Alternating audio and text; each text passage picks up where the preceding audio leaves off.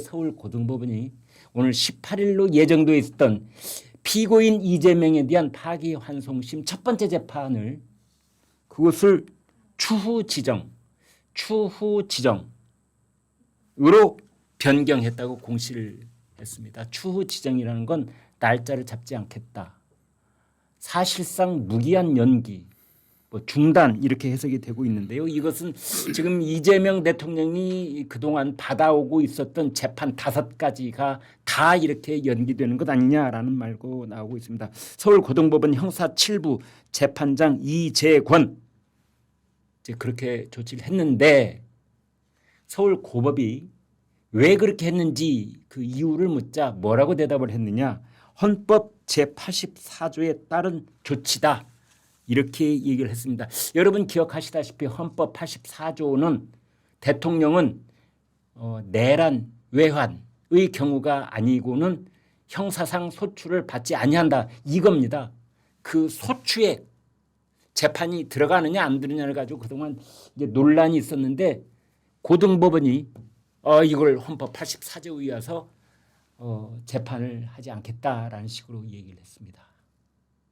오늘 가장 지금 뜨거운 뉴스가 되고 있는데요. 이거 무슨 뜻입니까? 재판을 안 하겠다는 신호로 보입니다. 5개 중에 하나는 적어도 선거법 관련한 재판은 아마 이재명 대통령 재임 기간 동안에는 재판이 열리는 것을 볼 수가 없겠다 이런 예상이 듭니다. 앞으로 5년 동안. 예, 지금 바람보다 먼저 풀이 누웠는데 2030년까지 공직선거법 그렇죠. 재판은 없다. 예, 그러니까 이 누운 풀이 아마 안 일어나고 누워 있을 것 같아요. 1번 재판은 그렇습니다. 바람은 누구고 풀은 누굽니까? 바람은 이제 권력이 되겠죠. 예. 근데 이제 풀은 법원이 되겠죠. 이 재판부가 누웠는데 먼저 누웠는데 일어날 생각을 안 할 것 같아요. 그런데 헌법 84조에 나와 있는 소추를 당하지 아니한다. 형사상 소추를 당하지 아니한다에 재판이 포함되느냐의 여부를 판단하려면 적어도 대법원 아니면 헌법재판소 정도는 돼야 되는 거 아니에요? 그렇죠. 저도 그렇게 봅니다. 일단은 지금 이 재판부에서 네. 대법원에서 이런 얘기를 했죠. 이재명 대통령 관련한 당시 당대표 시절에 이 재판은 어떻게 되는 거냐 했더니 법원 행정처장의 말씀은 개별 재판부가 판단할 일이다.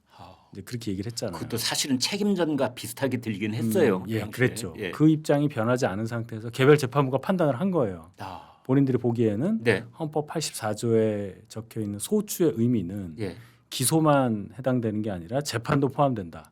그걸 오늘 밝힌 거잖아요. 헌법을 해석하는 건 헌법재판소가 해야 되잖아요. 저도 그렇게 봅니다. 그러니까 제가 생각할 때 개인적으로 이거는 대법원에서 법원 전체를 대표할 수 있는 어떤 명시적인 선언적 의미에서의 어떤 뭔가가 필요하지 않느냐.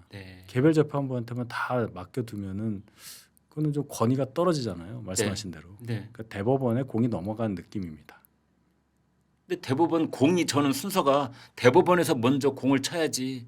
안 치니까. 고법에서 먼저 치고 그 공을 받아요. 그러니까 고법도 난감하니까 대법원으로 공을 올린 거죠. 조희대 대법원장이 이끌고 있는 대법원이 좀 비겁한 거 아닙니까?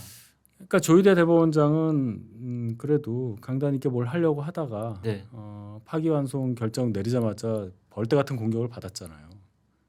그 이후로 이제 대법관을 늘리네 마네 하면서부터 이제 그거 막느라고 공론의 장을 원한다 하는 걸로 해서 민주당에서 그 공세는 좀 늦추는 느낌이지 않습니까? 그러니까 이걸 할 수 있는 거죠. 이재명 대통령 당선된 이후 조희대 대법원장 아주 환하게 웃으면서 둘이 악수하는 장면 사진이 보도가 되긴 했습니다만 그거는 신임 대통령한테 그러면 찡그리면서 악수하겠습니까? 하긴 그렇긴 하네요. 그렇게 볼 건 아니라고 봐요. 저 같아도 웃으면서 악수하겠습니다. 그 입장이라면. 그래도 자꾸만 사법 아까 말씀하신 것처럼 바람보다 먼저 누우니까 그런 사진도 떠오른다 이런 거죠. 대선진 죄입니다. 12일 날 이제 임시국회 본회의가 예정이 돼 있고 그날 형사소송법 개정안 그러니까 바로 헌법 84조가 좀 애매하게 돼 있으니 그 하위법이라도 고쳐서 대통령이 재판 받지 않도록 하자라는 이 개정안이 이제 상정돼서 통과된다 이렇게 예고가 돼 있었잖아요. 그럼 그건 하나만 한 일이 됐습니까? 어쨌든 이제 통과돼서 공포가 되면 예. 이제 재판이 중지되죠. 그러면 이제 거기에 반대하는 사람들이 할 수 있는 일은 헌법소원을 제기하는 거가 되겠죠. 아니 그러니까 민주당에서는 12일 날 구태여 논란의 소지가 있는 형사소송법 개정안을 뭐 보류해도 되는 것 아닌지요? 만사 불여튼튼 아닙니까? 2중 3중에 장치를 해놓고 그러니까 헌법재판관을 지금 집사 변호사라고 하는 사람을 지명하려고 하는 거 아니에요? 이승엽 국민 타자는 아닙니다만은 네. 이름이 공교롭게도 같아서 잊을 수가 없습니다.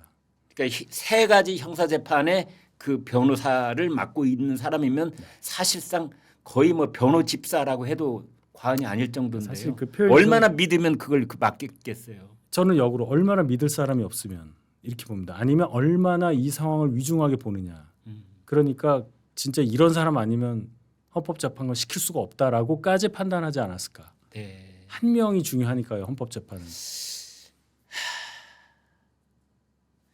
네, 조승래 더불어민주당 수석 대변인은 기자들이 물었습니다.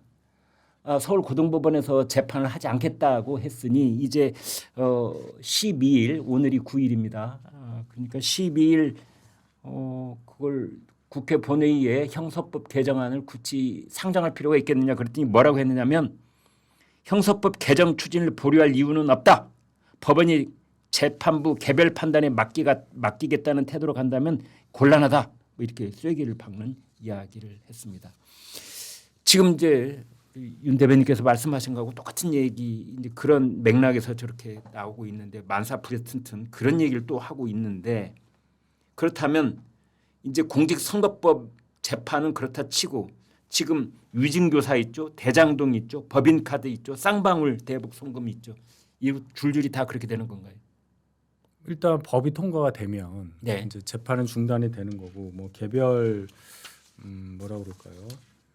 재판부가 뭐 판단하고 말고의 여지가 없겠죠. 즉시 효력이 발생할 테니 그래서 이제 헌법재판 얘기를 안 할 수가 없는 거죠. 예, 헌법소원을 해서.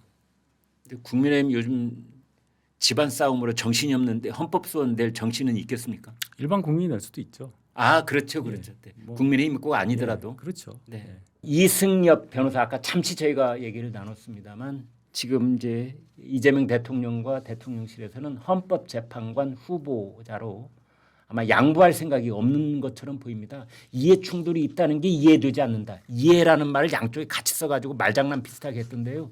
앞에 말한 이해 충돌하고 뒤에 말한 이해가 되지 않는다. 이해는 한자로 쓰면 다르죠. 이제 그래서 아무튼 그런 얘기를 했는데 오늘 아침 뭐 많은 신문들이 이걸 사설에서도 비판을 하고 있습니다.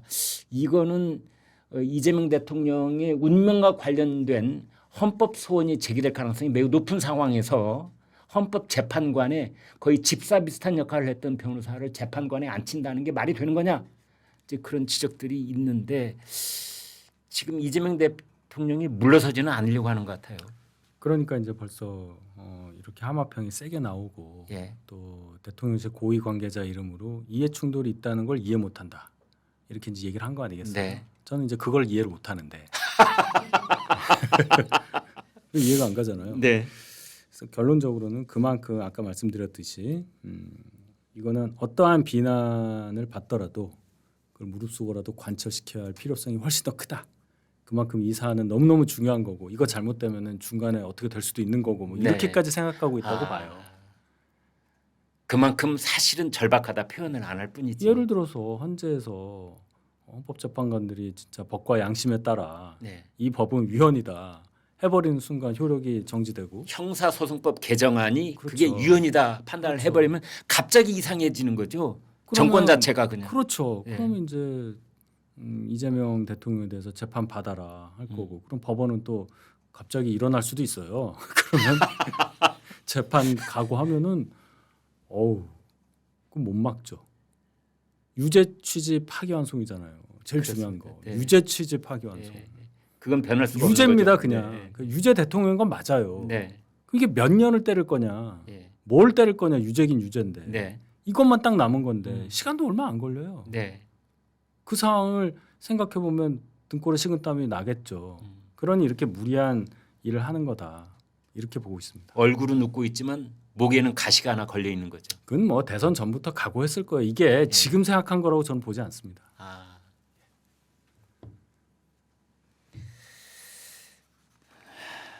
네. 김무성 국민의힘 고문이 이재명 대통령의 5개 재판에 대해서 재임 중에는 형사 재판을 중단하되 임기를 마치면 다시 법대로 해야 된다. 여야가 타협책을 찾아야 한다라고 했는데요. 그래서 일각에서는 이런 얘기가 나옵니다. 만약 형사소송법이 이제 12일 날 국회를 통과하고 대통령이 아마 그걸 공포를 할 가능성이 높은데 바로 하겠죠. 그렇다 하더라도 공포를 하면서 제 임기가 끝나면 이 재판 받겠습니다라는 말 정도는 하는 게 어떻겠느냐. 그건 어떻게 보십니까? 근데 그거는 예. 선거법에 대해서만 적용될 거예요.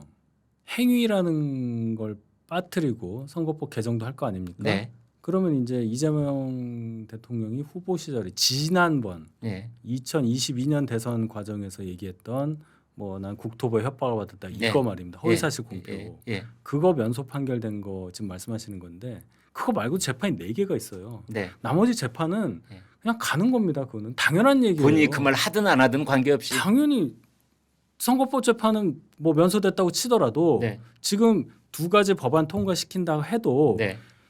전직 대통령이 되는 순간 재판이 진행돼야 되는 게 당연한 겁니다. 그거는 2030년부터는 재판 받아야 된다. 무조건 받아야죠. 그것도 그럼 면소 판결 받게끔 뭐 뭘 바꾸겠습니까? 뭐 대납 받아도 된다. 뭐 이런 거 다 어떻게 규정을 어떻게 바꿀 수는 없는 거잖아요. 위중 교사도 뭐 교사는 없다. 뭐 이런 식으로 바꿀 겁니까? 그걸 다 해야 돼요, 그러면. 이중 교사 행위를 삭제를 한다. 교사라는 건 없다. 네, 그러니까 위중 교사라는 교사죄를 없다. 없애버리든지. 위증만 있을 뿐. 그 짓을 다 해야 이 재판도 한두 개가 아니라 4개가 더 남아 있는 건데 5개 중에. 네. 4개는 당연히 하는 거예요. 지금 하나의 재판에 대해서만 말씀하시는 걸로 저는 생각합니다. 실질적으로는.